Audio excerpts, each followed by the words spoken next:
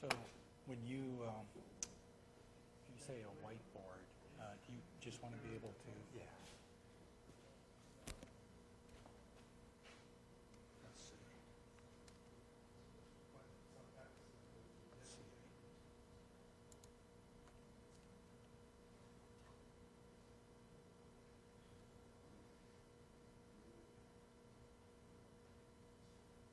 I need a different color. How about red? That'll work. Yeah, that works. And so now, what's that?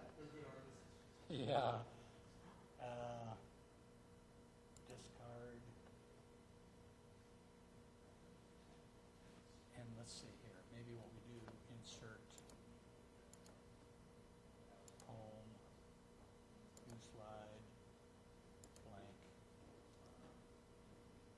Let's see.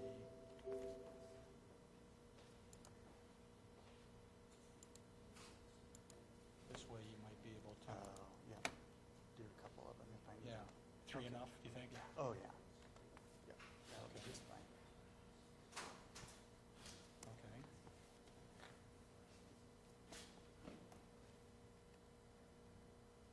And it's nice and cool in here. Yeah.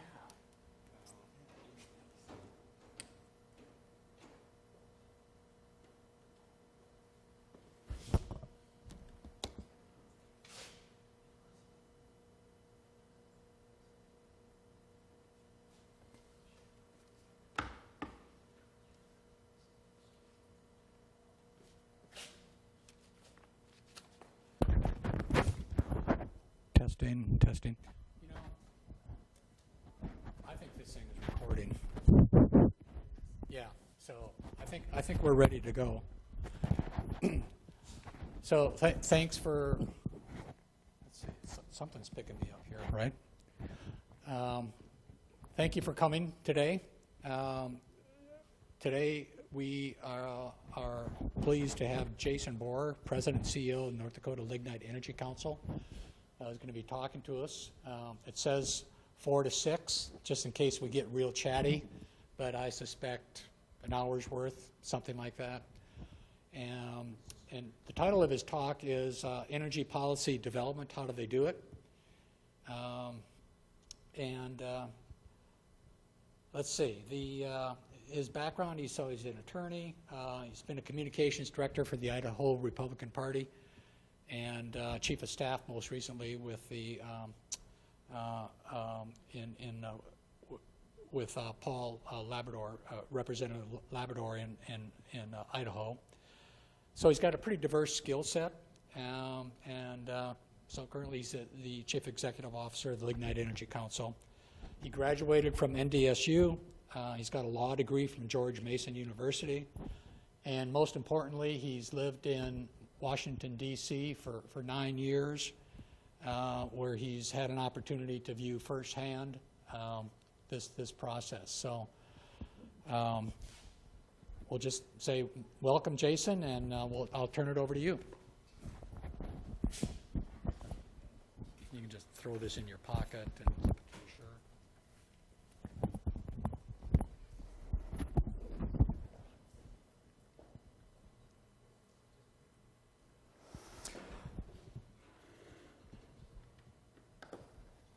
I think that'll work if everybody can hear me.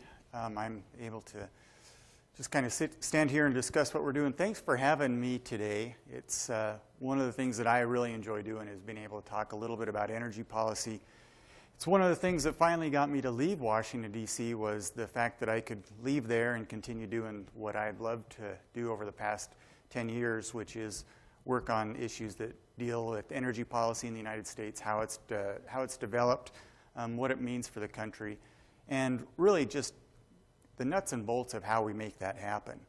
So I spent the last 2 years living here in North Dakota, and prior to that, about 9 years in Washington, D.C., working for several senators on the Energy Committee, and then did some other energy things over on the House side. So what I wanted to cover today is this presentation that really just focuses on some of the basics about energy policy. You know, what it actually is, why we have it, how is the energy policy in this country made? What are the tools that policymakers use to implement an energy policy? Who makes energy policy today? How does it, what are the people involved? Who are the players? Aside from that, who implements then the energy policy that is made? So that's kind of the bulk of the talk. There'll be some examples sprinkled in, and I just wanted to set a couple things that are kind of my assumptions and the ground rules that I kind of work under.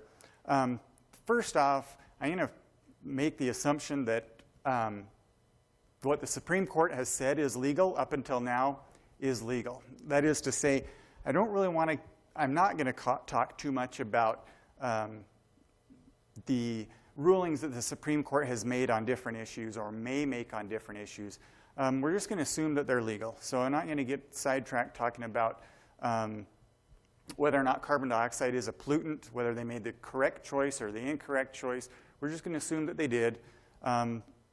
Waters of the United States, which is another lawsuit in the working, Clean Power Plan, another one. We're just going to assume, for the sake of argument, that those are going to they're continuing as they are without legal oversight. We will talk a little bit about the legal process, but I don't want to get sidetracked on whether the Supreme Court has done the right thing. The other issue that I'll probably fall back on from time to time is the theoretical underpinning of public policy. Having spent 4 years at George Mason University, they focus on law and economics. And really, it's helped me to bring everything down to a more basic level and understand more about the motivations of the policymakers in general as they're developing their own energy policy.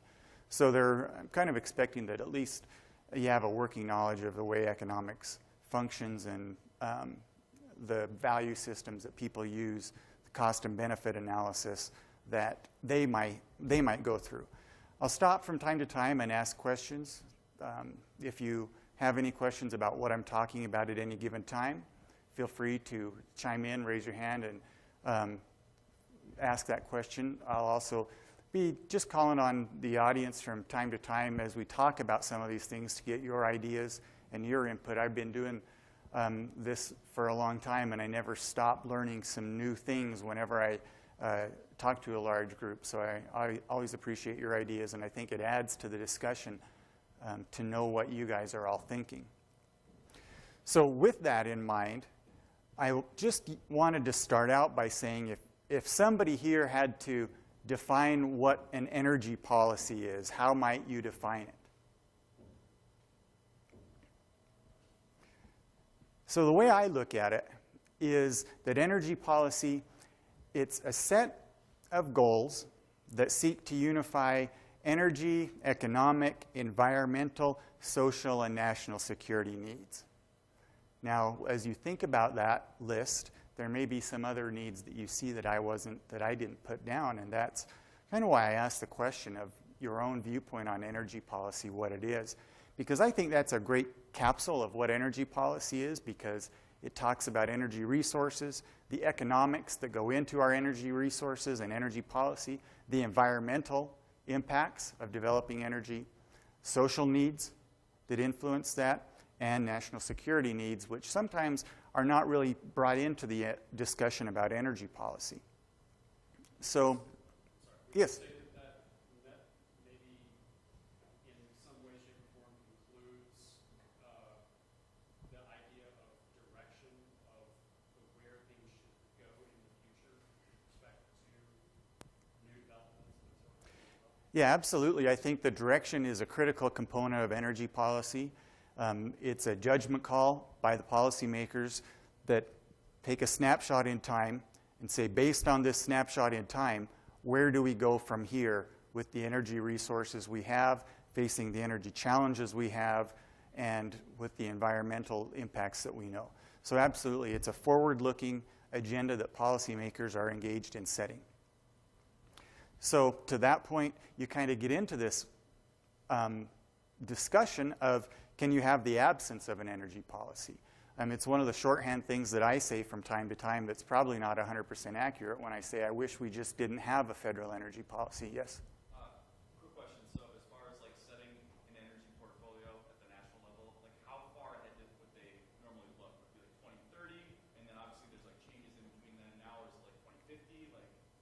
Yeah, usually they're going to be looking as far ahead as the projections that they rely on can go, which is sometimes about 30 years. That's one of the metrics they use, but really the bulk of the projection is going to be done in a 10-year window. And that's because that's what the budgetary window in Washington, D.C. is. So they can only really plan, and they're statutorily limited toward looking at things through this 10-year window. Beyond that 10-year window, they can't get support to know how much it's going to cost the government, and that, so it's really going to have a lot harder time passing outside that 10-year window. So that's generally the time frame that they're looking at. Get into this, but Yeah. do we have an energy policy, or do we don't have one? Everything we just sort of land in? Well, yeah, that's kind of what it's a little bit. It's almost impossible to not have an energy policy, despite what I tell people that I wish we didn't have one, because there's going to be a default set of norms and developments and common law that influence energy policy today. So right now, I don't know that we haven't really talked as a nation, or we haven't developed a policy really about oil and gas drilling, the speed with which we drill. To the extent we have, that's really been left over from decades in the past, and it's really our default energy policy when it comes to oil and gas drilling is to extract the resource as fast as you can to maximize the value to the mineral owner. That's really the policy. So when I say I wish we didn't have one, that's impossible, because we're always going to have that default set of policy norms. And you'll see that that default policy, particularly on oil and gas drilling, as being reinforced by both sides of the political spectrum. You'll have folks on the Democrat side who will bring up proposals that they're use it and lose it proposals for oil and gas leases. If you don't drill it, you need to get rid of it. Well, what that does, they've got their own aims for doing that, but it reinforces the value that the value in these minerals is to get them out of the ground where the public can use them. On the other hand, you've got Republicans who would like to see them extracted for a different set of reasons, and usually it's based on a different philosophy, but the goal is going to be the same, or the impact, the incentive is going to be the same. So really, we're always going to have an energy policy. So when you hear somebody say, like myself, sometimes that we shouldn't have one, it's really just a minimalistic viewpoint that my default assumption would be that the government intervention be as limited as possible and not dedicated to picking winners and losers or anything in that technology realm. So why do we have energy policy? There's probably as many different reasons as there are people, but what are some of the big reasons we might have an energy policy as a country? Why would some people be interested in setting one?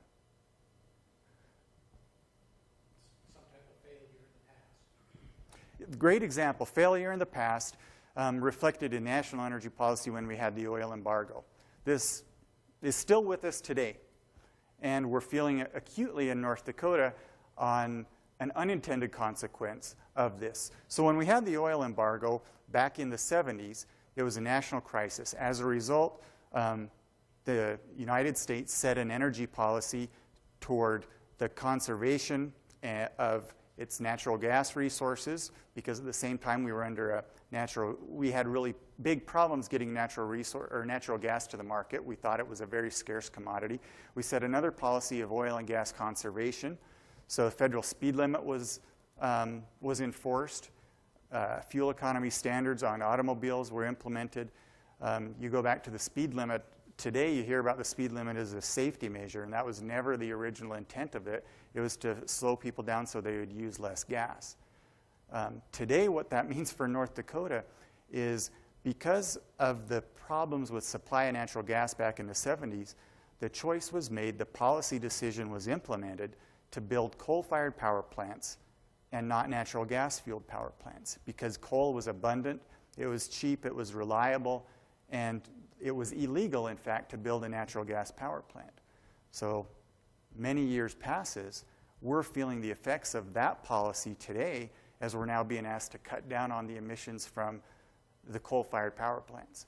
So you can see over a period of time, these energy policies sometimes will undercut each other, and they'll come back and have really severe unintended consequences for the economies of states who did their best to implement and follow another set of energy policy guidelines from the federal government.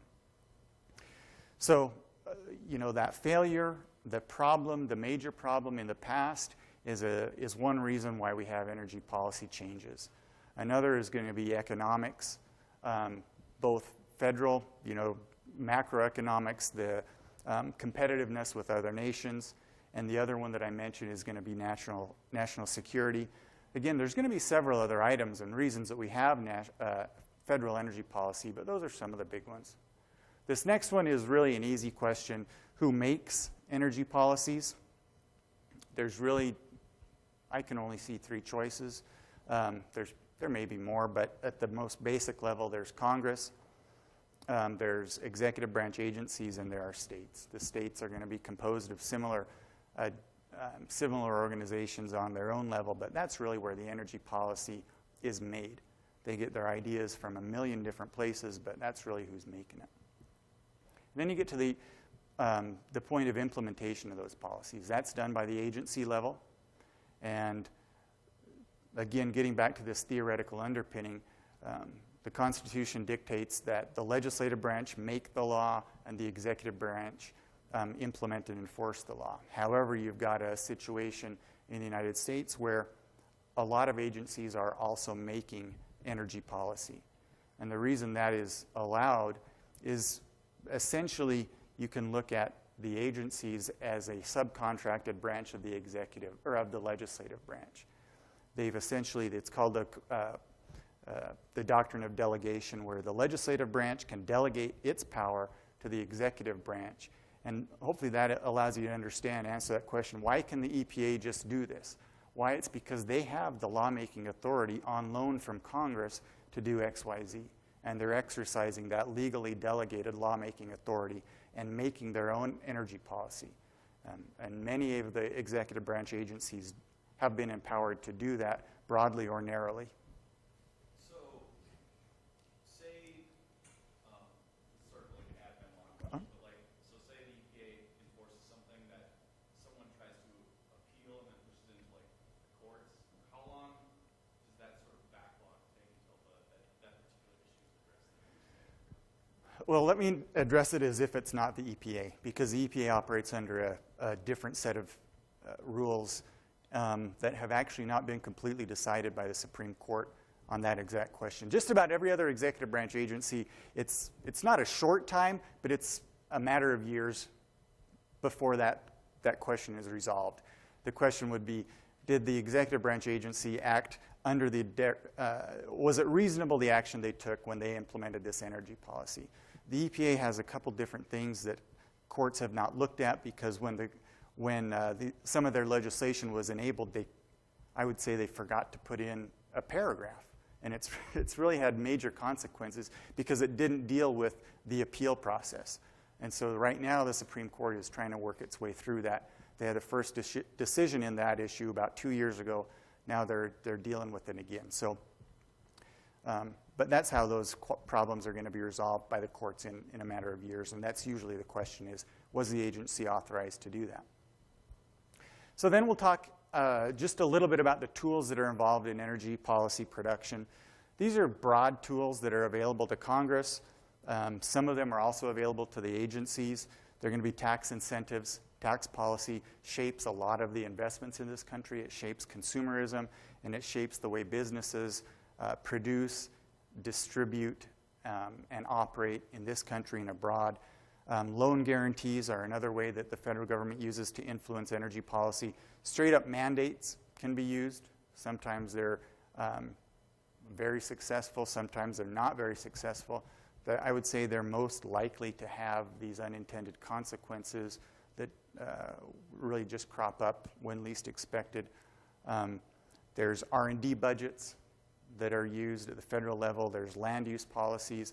All of these things kind of are tools at the disposal of Congress and agencies to implement energy policy.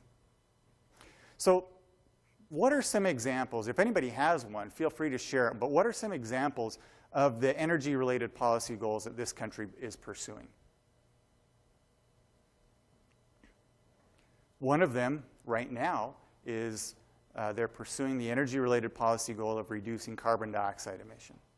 That's a perfect example of a broad-based national energy policy that is being implemented by the executive branch. The EPA is undergoing that rulemaking right now.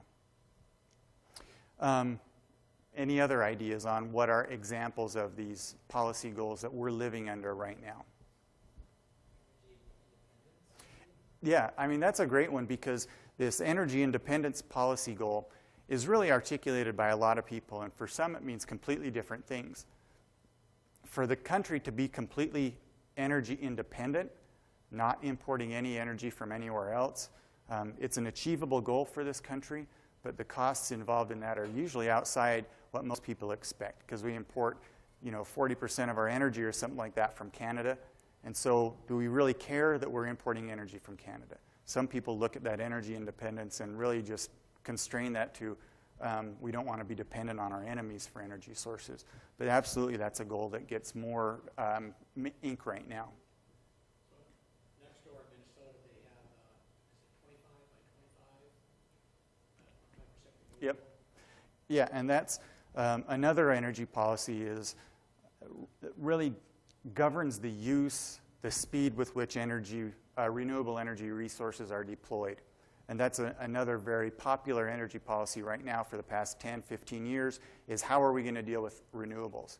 Let's make the policy choice to encourage the development of renewable energy sources. So that's another good example. Yeah, I was just going to say subsidies, but that's kind of a big one right now, like wind. Yep. People are kind of railing against it because it creates the false demand. Right. And subsidies is really, you can do the subsidies many different ways. You can do it through tax policy. You can do direct subsidies that are rebatable to the consumers. But subsidies are one that they're not as popular right now as they once were. But they're people who are involved in the energy production field can easily grasp the impact of a subsidy on their markets. And so they are favored because of their simplicity. So going back to who makes it, Congress and states, we'll just talk about them right now. The states have the same tools at their disposal. So we're not going to really differentiate between the state energy policy and the federal energy policy, only so much to tell you what you probably already know, that when they're in conflict, the federal energy policy is going to win. It's going to trump. The states can't implement a policy that conflicts with the federal. They can have a different set of goals that conflict with each other, but they really can't implement a policy that undercuts a federal policy. And that's just in any kind of policy, that's kind of the rule. So what I wanted to cover next is looking at who makes the energy policy, Congress, states, go down one more level and those people that make up the governing body. So we got Republicans and Democrats in energy policy. Take a minute and just talk about any stereotypes or generalizations that you might have about a Republican-driven energy policy versus a Democrat-driven energy policy. If you had to think of a stereotype of a Republican's energy policy, what might that include? What was that? Pro-oil? Drill, baby, drill, right? Heavy on fossil fuels probably makes sense to people. Less direct regulation would probably be another generalization. Nuclear is one that has traditionally been very heavily favored by Republicans. Likewise, on the Democrat side, what would you say right now would be a generalization about a Democrat-driven energy policy? Green energy, very much so. You're going to have a little bit more, much more focus on renewables. A lot of, I would say, as a generalization, a decreased emphasis on all sources of fossil fuel, an increased emphasis on conservation. It's one of the areas where you're going to see. It's not a really bold ticket item, but energy efficiency and conservation is a pretty strong line between the Republicans and the Democrats, where you will see, as a generalization, a lot of the Democrat energy thinkers believe that the use of energy should be constrained. to conserve the resources. And that's really an attitude that is not shared at all on the Republican side. But again, in practice, that philosophy has big implications for the way that we use our energy resources in this state, or in this nation. So in action, you're going to put these stereotypes to the test. Luckily, we've had very good examples of these to compare the actual policy to the stereotypes since 2000, since 2005. What we had in 2005 was the Republicans in charge of the government, and they wanted to pass an energy policy, and it was called the Energy Policy Act of 2005. So you go back and you say, we know what the energy policy is, we know what the tools are. Did it use these tools? And you can kind of almost go off a checklist. It used the tax subsidies to subsidize different things. It used research and development budgets. It had billions of dollars for clean coal technology. It had billions of dollars for nuclear research. It had billions of dollars for oil and gas drilling, deep water drilling subsidies and incentives that would get more oil out of the deep waters in the Gulf. And it had different forms of mandates regarding some of the other policies that were favored at the time. One thing that was kind of stood out in the 2005 energy bill that's not really a Republican issue or a Democrat issue, but it's an example of what you mentioned earlier. When a problem crops up, it's an opportunity to fix that problem, so to speak, in the energy policy. The 2005 energy bill had a large section related to blackout response issues. When we had a couple severe blackouts in the Northeast, in the Southwest, policymakers didn't think our national policy dealt enough with how to respond to those types of things. So they put this section of blackout response issues into this energy policy. Really not a partisan issue, just an opportunity to implement that. So in 2007, at that point, the Democrats were running Congress and were able to pass their own energy bill.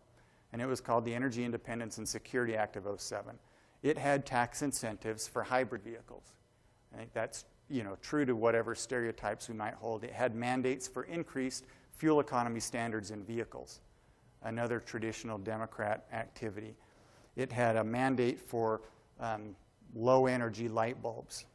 It had R&D for solar, for geothermal, for ocean wave technology, for offshore wind technology. And really, a lot of that bill and a lot of the Republicans' bill held true to stereotypes. I'm also going to, just because it happened so soon after that 2007 bill, lump the cap and trade bill that was proposed into that discussion item as well. But when you really get down to it and look at the similarities of these bills, the stereotypes should fall at least a little bit by the wayside. Both of these bills cost more than $12 billion. There's no real element of fiscal responsibility as a concern in this. No one cared about the price tag. That was common to both of these bills. Both of the bills ended up having significant amounts of investment in clean coal technology, in carbon capture and sequestration. And if I were to tell you right now that less than 10 years ago, the Democrat Party passed a bill on its own that dedicated billions of dollars to coal, that doesn't really jive with the reality that we hear sometimes right now. But it was a reflection of the way they viewed energy policy a very short period of time ago, and it really blurred the distinction between a Republican energy bill and a Democrat energy bill. Likewise, there was mandates that Republicans would tell you that they hate buried in their energy bill. There was mandates for the production of ethanol. There was a mandate for the production of corn ethanol and another mandate for the production of what they call cellulosic ethanol, which is corn stalks, barley waste. And it was a straight-up mandate that said you will produce this much ethanol from these materials or you will get fined. Daylight savings time was another mandate that was changed in this Republican bill, and it also mandated the construction of a $1 billion nuclear reactor test facility. Just straight out said, you will spend $1 billion to build this piece of technology. Really just completely going outside what stereotypes dictate, picking a winner in this technology fight and saying we're going to not just pick the winner, but we're going to build it with $1 billion. So stereotypes to some degree don't hold up when you get down into the weeds of these energy bills. And that's one reason for that is because the tools at the disposal of these policymakers, again, you look at it from an economics perspective, you want to expend the least amount of effort to get your goals. And the easiest way to get what you wanted in these is to simply earmark something and essentially make a deal with another member of Congress to support what you want to do in exchange for a project in their backyard.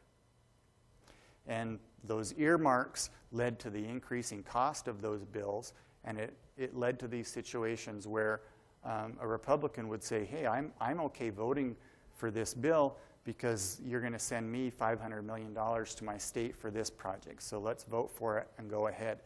That's where you got the huge price tags of these bills, the comprehensive nature. At the time, they really were proud that they were comprehensive energy bills. I think if you were to look at them less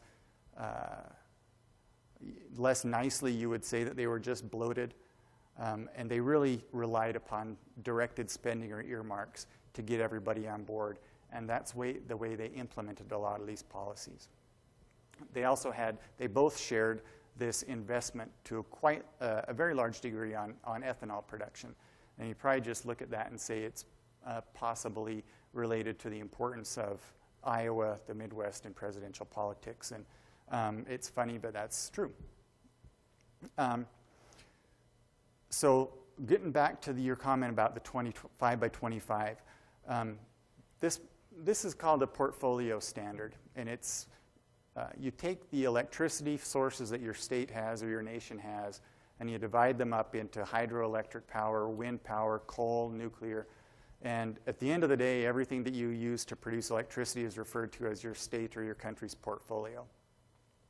It was a mandate that was considered for the 2007 energy bill, and it was going to require, as you look at those sources of energy or electricity production, different percentages of each one in order to make a perfect portfolio of 100% of the electricity that we'll need.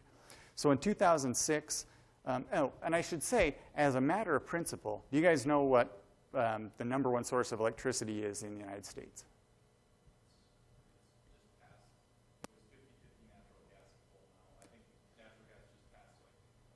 Yeah, natural gas is now the dominant force. 5 years ago, coal was the dominant force. 10 years ago, when we were debating this, coal was 60% dominant. So any portfolio standard, you get back to these default rules, any portfolio standard that says you need to produce 10% of your electricity from this source, by its very nature, it's going to be biased against coal. So the very discussion of a portfolio standard right there tells you that the bias is going to be against coal because it's the most dominant player in the market. You can't increase everything else. If your goal is to get to 100%, you can't increase one without decreasing something else. So these portfolio standards were, by their nature, biased against coal. The Senate then in 2006 passed a 10% renewable portfolio standard. You look at what has been done in Minnesota. They're in the 20s. They're discussing 30s, 40s. Other states are discussing 40s. 10% doesn't seem very high, but it was quite controversial at the time, and there was a lot of discussion that went into it.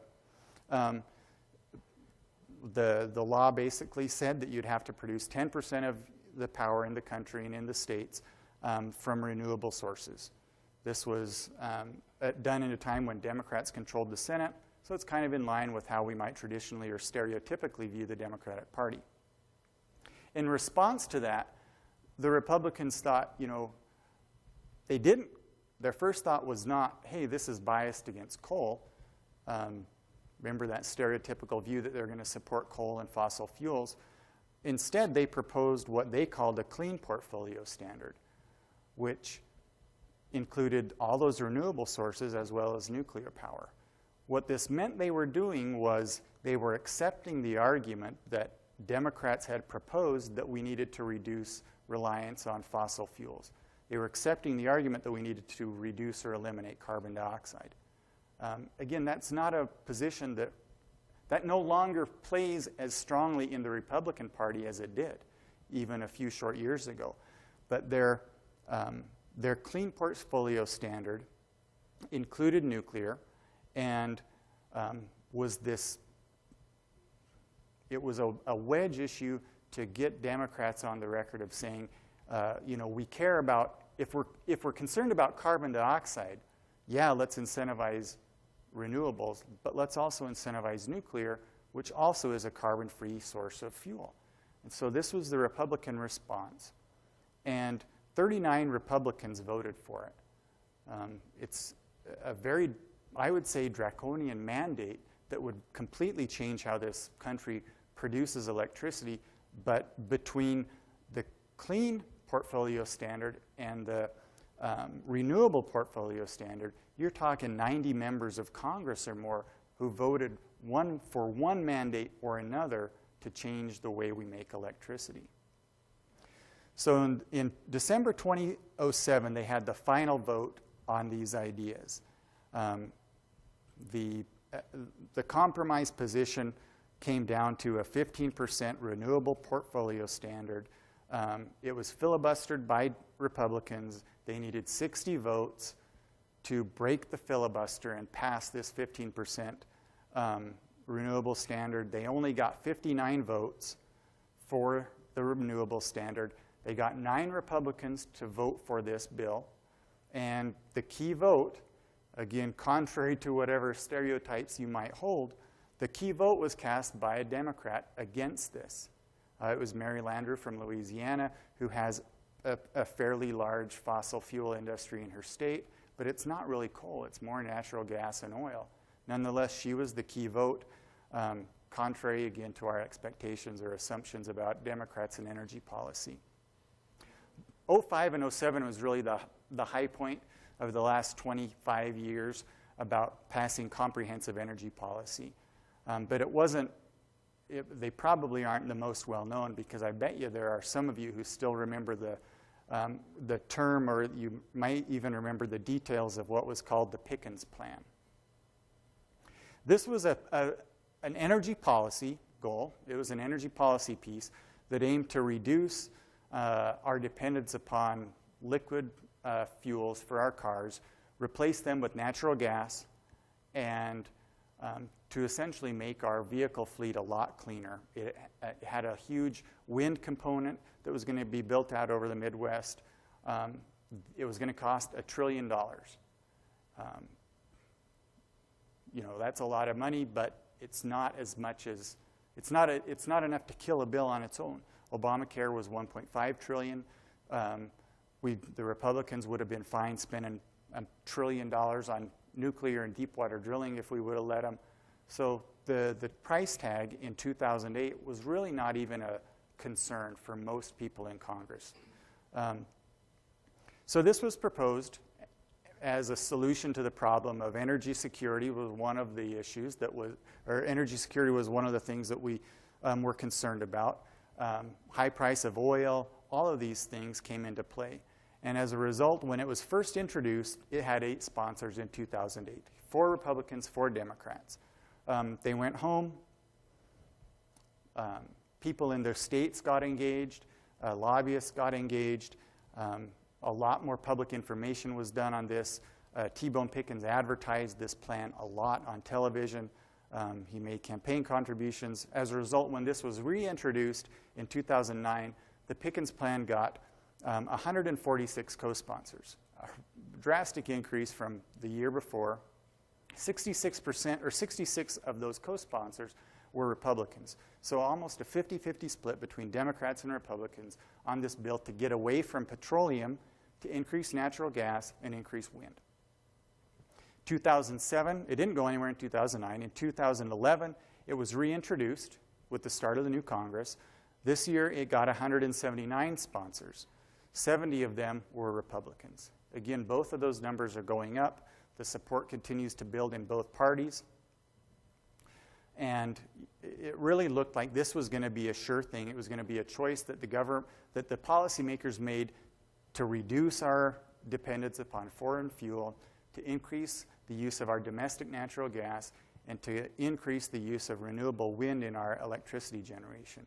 But one of the things that was really unaccounted for variable in this was also in 2011, there was this, or 2012, this huge wave of the Tea Party Republicans who came into Congress.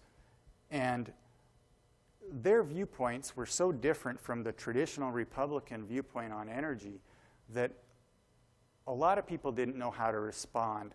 The ways that they had been used to crafting energy legislation were really no longer valid. Trying to buy these guys with an earmark, they were primarily concerned about the cost of every bill. They were also more concerned about government mandates, and they tended, because they were so new, they tended to really stick to those initial positions really carefully. And as a result, they were very vociferous in their opposition to this. They had made, and that wasn't the only thing that happened. We had, economic issues going on. There was a lot in play. But as a result, when this Pickens plan was reintroduced in 2013, it only got 3 co-sponsors. And it's dead. I don't even think it's been introduced since then. And it's just a great example of a great energy policy plank. It was very easy to understand, that was thrown out there. All of the tools were lined up. It was gaining momentum. And then all of a sudden, it just collapsed. The bottom fell out of it. Some of the rules changed. The Republican viewpoints changed. The economy changed. And this just kind of went away. When that happened, the tools available to policymakers to make energy policy were reduced. Earmarks were no longer there. These guys campaigned against earmarks. Democrats also supported the earmark ban. And so you could no longer get into these situations where I'm going to promise that we'll build you this billion-dollar nuclear reactor if you support this over here. There was a lot more focus on the cost of these bills. So now when you're looking at the tools, what we have today at our disposal, you're really looking more at the status quo versus change. And that really makes it harder to do energy policy, where you have people who have worked within the system very successfully for a long period of time, holding the gains that they were able to get in this system over the past 25 years versus folks who are coming in trying to change the status quo and reassign, tilting the playing board, tilting the playing field kind of brings this negative connotation, but I don't mean it to sound negative, but you've got people who want to come in and change the rules, and they are faced with a lot higher challenges because these tools available to policymakers have changed. They've gone down so much. So you're back to looking at who builds the energy policy and what the motivations are. So if you had to decide, or if you had to guess, those people who are making energy policy, the congressmen, what do they want out of life? Why are they congressmen? There should be at least some cynical answers, right? So they want a job. They want money. I mean, what do you guys want out of a career? I mean, there's some things that you can't look down upon them for wanting. They want a secure job. They want enough money to survive. Yes? Well, I think it kind of depends on what state you're from, right? So if you're from Wyoming, you're probably very poor. Let's push pull, right? I think it is kind of regional in that way. Yeah, it is. And that's a great tee up to the next part because we talk about this regionalism. But yeah, you've got the constituents that send you there, and they are going to have a lot of the same viewpoints as you do. But the congressman himself does go in there with some of these viewpoints that he thinks are going to be good public policy. But he's influenced by his desire for job security, some of them just by power. But at the end of the day, when you weigh those values in a cost-benefit analysis under economic theory, how many of them do you think would give up their seat, their power, their job, their security in exchange for a policy that they thought was good for the country?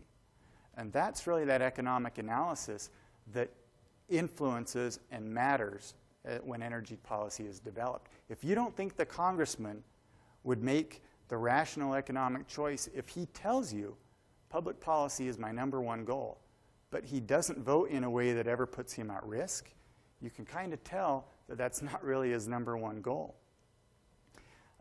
So the congressmen over the past 10 years have become very risk averse to voting in ways that puts them at risk. And one of the ways that we'll just jump to that about the regional interests and how that impacts energy policy. You'll also get these situations where the things that motivate these congressmen on their personal viewpoints about energy policy, remember their motivated energy policy goals are economic in nature, where they have some shared interests with people who you might not, upon first blush, think they would. Back in the 90s, we had this acid rain problem. And it was really a huge driver of environmental and energy policy. You'd hear about it in schools. It was caused by sulfur dioxide. And policymakers really wanted to tackle this problem. And one way that it was, the way that you can do it is by reducing the amount of sulfur. It's an engineering problem you all are more familiar with than I am. But the solution that ultimately was implemented was not a technical solution as much as it was a political solution. And it was a political solution that was crafted by folks you wouldn't think were allies, by Western Republicans, by Western Democrats, and by Eastern environmentalists, by environmentalists across the country. So we had this alliance between Republicans in the West, Democrats, and environmentalists. And what were they doing? Honestly, they were just screwing everybody in the East. Their coal just has more sulfur in it. So what they did is they wrote the regulation to discourage the use of coal from the eastern part of the country and basically make it so the way to comply with their policy was to import coal from Wyoming and Montana. So they didn't set the standard below both forms of coal. They just set it below the eastern coal where western coal could be used as a compliance mechanism. So you see, it wasn't Republicans unified against this. It was Republicans working with Democrats to screw over everybody east of the Mississippi. And you just look at that as a way that you might not really think that Republicans and Democrats would ever consider working on a piece of legislation. So basically since then, since 2007, we haven't had a comprehensive energy bill, and you see what we call the rise of the regulatory state. Talked about the economic or the legal theory that allows agencies to create energy policy, and they are delegated this authority. There's some reasons that they have this. One of the reasons there's a legal or a government theory that defends having a large regulatory state because policies, particularly energy, economic, technical policies, are getting so complex that many people don't believe that congressmen have the capacity to deal with the complexities. It's not really an insult at their intelligence. They deal with a lot of things. And do they have the capacity to get into the weeds on everything out there? Do you guys remember when Senator Ted Stevens said that the internet was a series of tubes?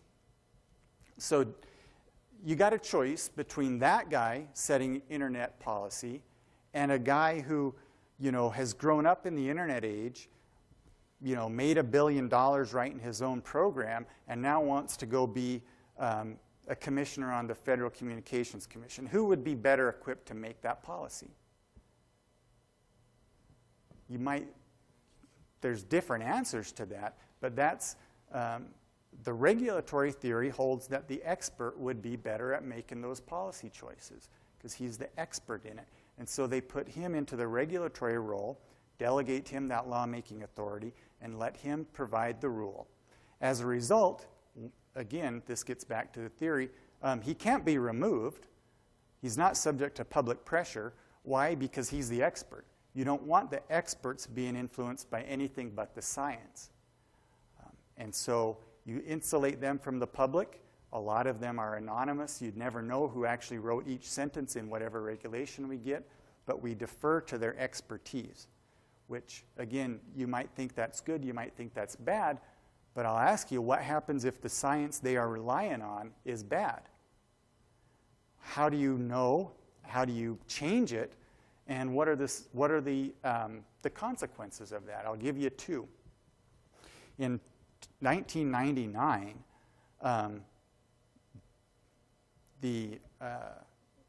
a regulation was proposed to regulate arsenic in drinking water, right? So arsenic is a poison.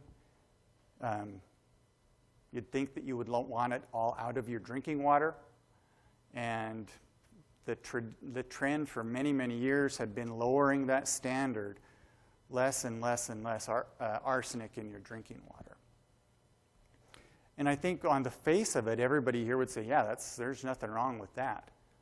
But what happened in 1999 is they lowered the threshold below what the natural standard was in many parts of the country.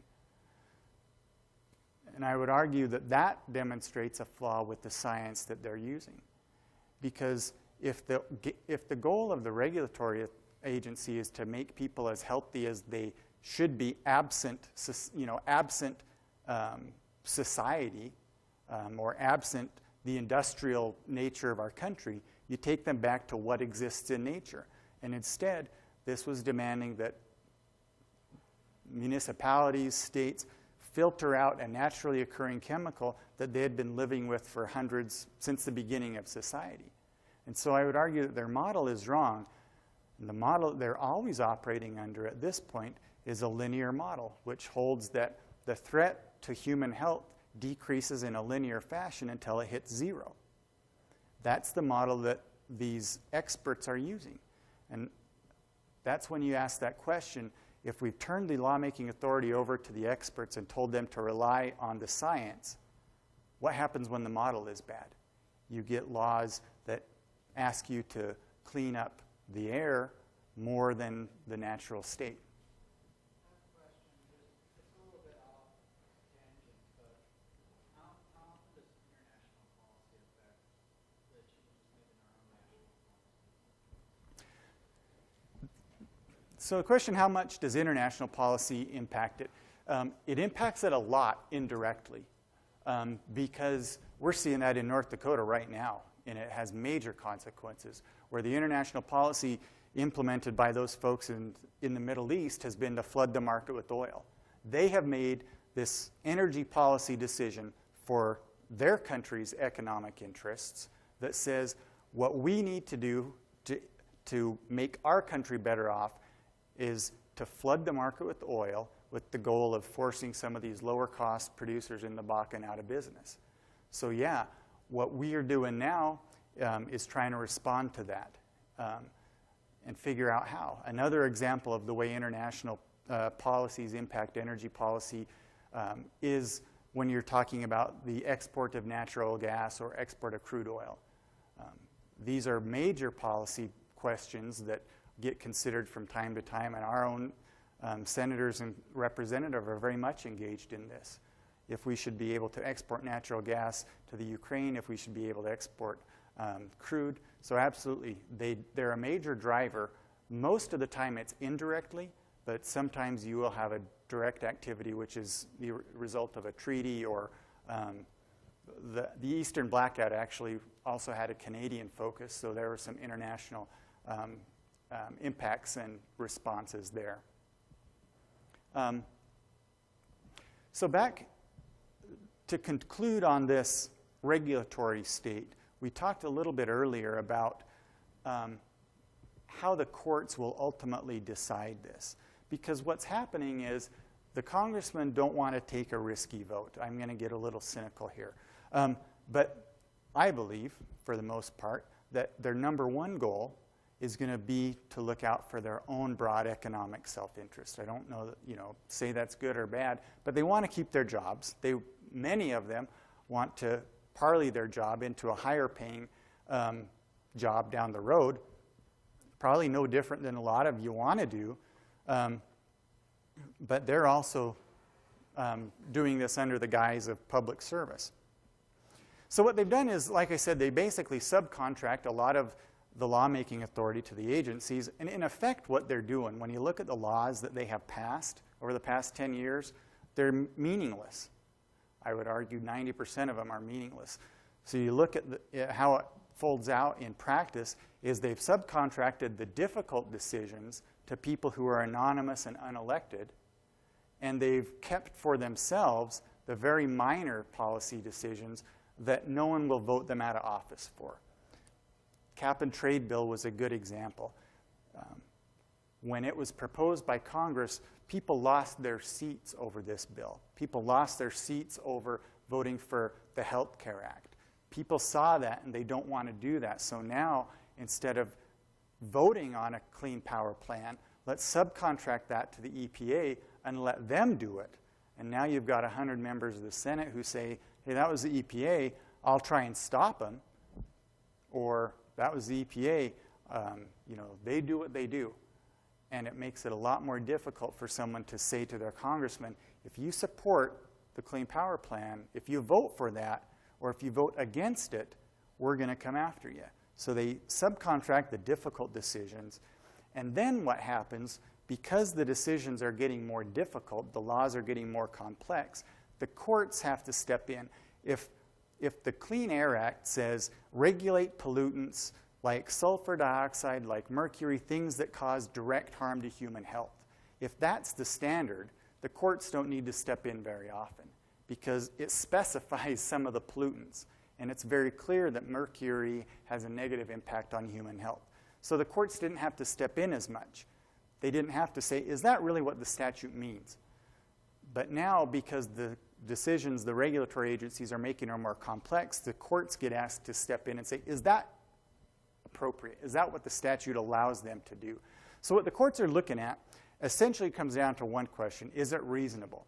Remember, the theory behind this is that the agencies are operating under delegated power from Congress. Congress has the power to pass any law they want. It doesn't have to be reasonable. It doesn't have to be possible. It doesn't have to comply with the laws of physics. They can do anything. What the courts have essentially said is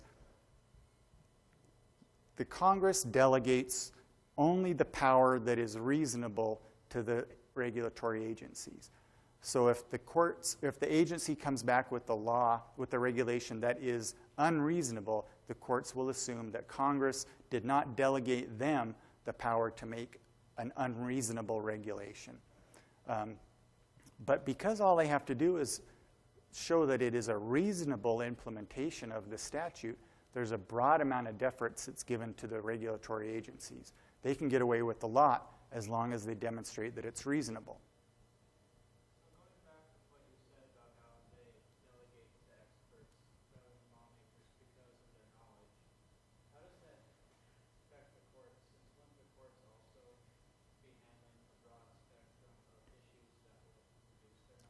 Yeah, it's a great question, and it creates really massive problems for the courts as well, because you're getting the exact same challenges.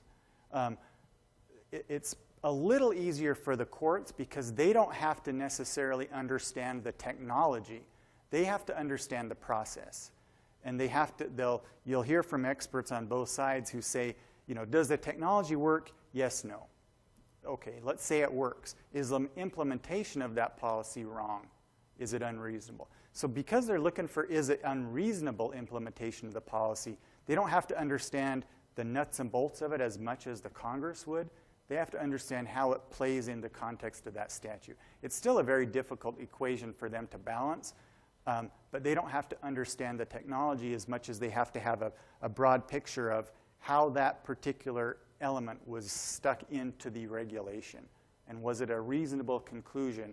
If the technology is as the experts say it is, was it reasonable to put that technological component right here in this statute? From the perspective of the judicial branch interpreting the law, as the saying goes, are they able to hold the same sort of influence over an executive agency's decisions as they are the law as it is written by the legislative branch? We'll see.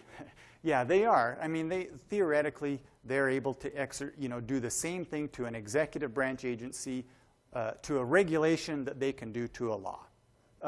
The difference, though, is when the Supreme Court strikes down a law written by Congress, let's speak in very simple terms.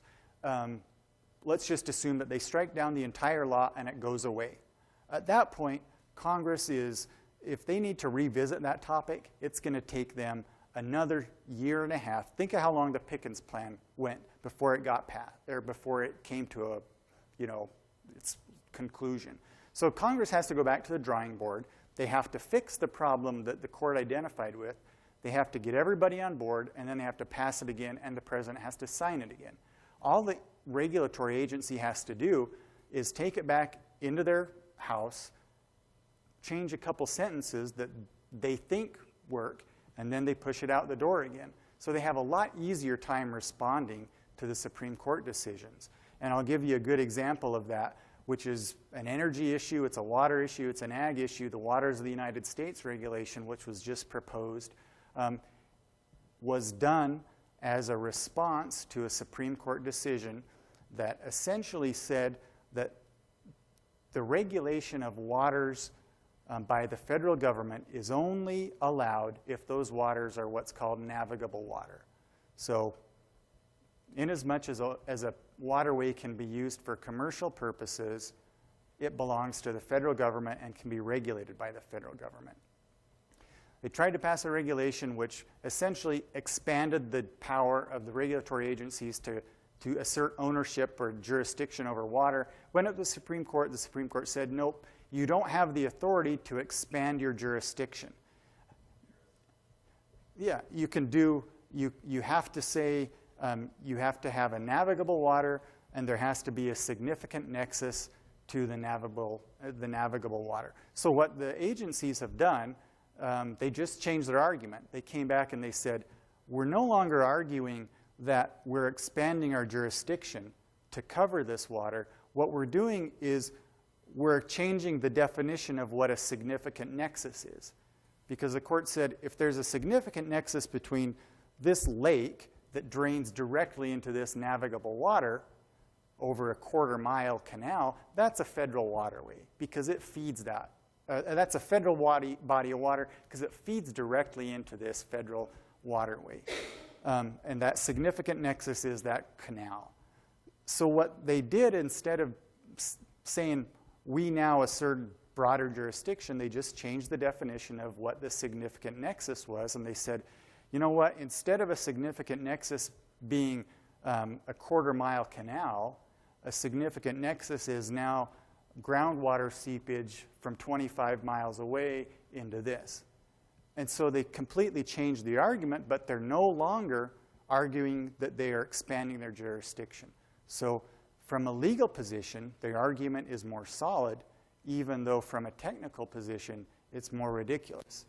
And now you have to come down to the courts and say, is their interpretation of significant nexus reasonable? And the first shot at that has been answered, and the court said, no, that's not reasonable. We're in the middle of that lawsuit in North Dakota right now, and it's going to be a big one for the state. So that's kind of where I wanted to conclude with that and just reinforce the changes that have happened in energy policy over the past 30 years. We're still dealing with mandates.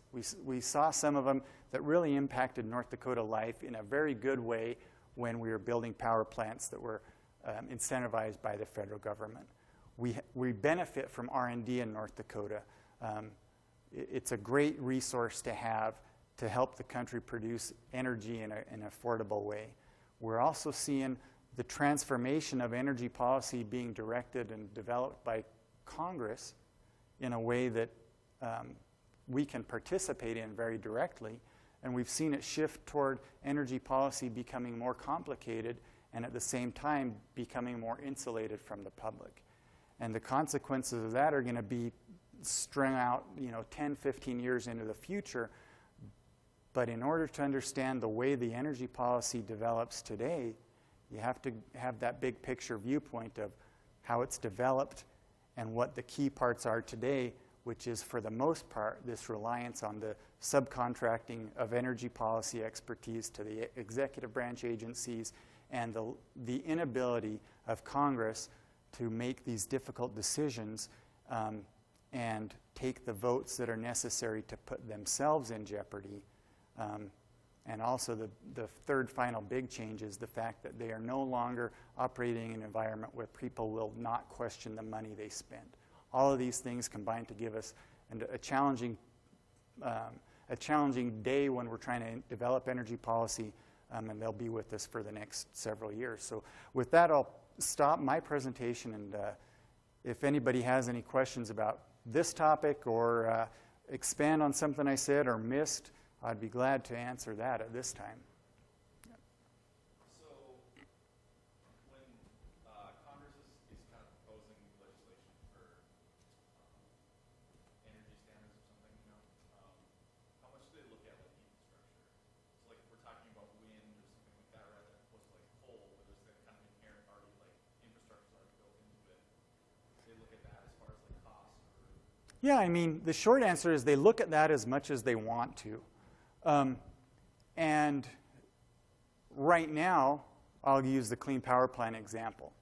If you look at that from a very narrow perspective, I got a guy that I'm working with who drives me crazy because this is the way he looks at it. He says, it's very easy to comply with this Clean Power Plan because we have this renewable capacity in North Dakota, and we do. We can develop this wind power to power the entire state if need be, and we can export natural gas. We can do a lot of things without coal. And the policy doesn't prevent any of this. It makes it easier for us to do that. And so he's looking at the four corners of that policy document. He reads exactly what it says, and he doesn't look outside of it to say, what are the infrastructure challenges that Clean Power Plan ignores? Well, number one is it doesn't account for pipelines to ship all this new natural gas that's being shipped around the country. We can't build a Keystone pipeline. We can't build a Sandpiper pipeline in Minnesota. We can't build pipelines in the country right now. So there's nothing in the Clean Power Plan that makes it easier to build pipelines. So they ignored the infrastructure question there. Similarly, on the wind question, yes, we can build as many windmills as we want in North Dakota, in Minnesota, in Montana, Wyoming. Every time we've tried to build a 1,000-mile or longer high voltage power line over the past 15 years, they've been getting delayed by about 3 times as long as they were for environmental concerns, endangered species, cost overruns. If they go across tribal land, that's another issue. So again, the Clean Power Plan makes the assumption, build the windmills, ship the electricity. Doesn't answer the question of, are you going to ignore the Endangered Species Act when these windmills goes across the nesting ground of the sagebrush? So there's some folks who look at that and other folks who don't. But when the 2005 Energy Policy Bill was enacted, that's an example of them being very cognizant of that, because one of the parts of that was what they called transmission corridors, which said, we're going to make permitting easier within these corridors because we want this to be as comprehensive as possible. And yeah, we're going to incentivize nuclear, wind, and all this, but we're also going to make it possible to ship the electricity where it needs to go. Any other questions? Since you work with them frequently, in your own professional opinion, because I'm an engineer, I know some of others here are engineers too. What role could we be doing to perhaps improve what's going on to make things easier for the government? Right now, the regulatory state really prizes the expertise of people who are experts in the field. I think if you really wanted to improve the policy making, you'd focus on those policy goals that I've outlined, the economics of it, the technical aspects of it, national security. Say, where is the engineering problem in this? The Clean Power Plan, I'll just go back to that. Where's the engineering problem in that? It's capture of CO2. It's making power plants that are powered by coal interact better with windmills. So those are the engineering problems. So if someone who's got an engineering background wants to say, hey, how do I get involved in energy policy? It's by studying those problems. Not necessarily from a partisan perspective, but you'll get to that because at some point you'll have this solution and you'll say, I figured out, let's use this example, I figured out a technology that allows a power plant to operate at 95% capacity and tie into a windmill, and it'll join these technologies together. Now, I don't know, you've got that, you've solved a technical problem, but you haven't solved the political problem yet because some of the Republicans that you would go to, they just don't like wind. Some of the Democrats you'd go to just don't like coal. So you have to find the right person who will value your expertise enough to say, this is a technical solution that gets us where the policy needs to go in a way that doesn't, throw a wrench into the works, but identifying those policy or those technical issues and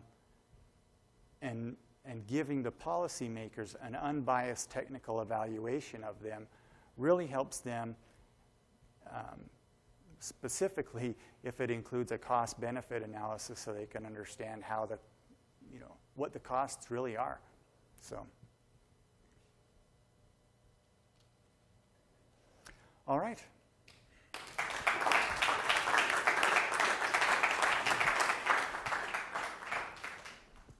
Thanks to everybody for coming. But just a show of hands, I think the majority of people in here are engineers. We've got some folks from public administration, right? Yeah. About four, some engineers, some geologists. Anybody else? Okay, well, again, it was short notice. Thank you very much. And have a great weekend. Thanks, everybody. I